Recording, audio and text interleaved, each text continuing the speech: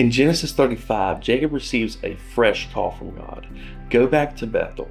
Bethel was the place where Jacob had first encountered God in a powerful way, back when he was running for his life. There, Jacob saw this vision of a ladder reaching into heaven, and he heard God's promise that he would never leave him. Now, years later, after wandering, after family turmoil, after mistakes, God tells Jacob to return. And this time, Jacob, he doesn't hesitate. He leads his family to put away foreign gods, purify themselves, and prepare their hearts.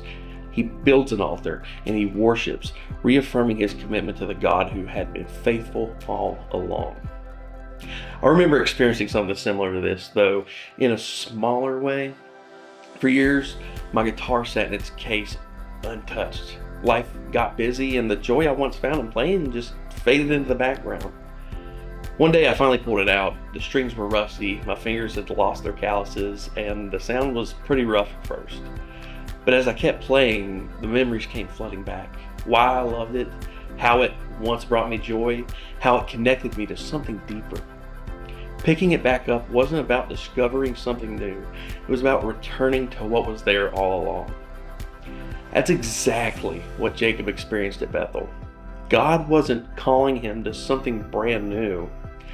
He was calling him back to the basics, to the altar, to worship and to trust.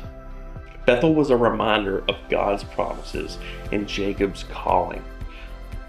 Sometimes God, he calls us back to prayer when we've drifted into distraction, back to worship when our hearts have gone dry, back to a simple trust when we've complicated our lives with fear and self-reliance. Bethel moments aren't about nostalgia though.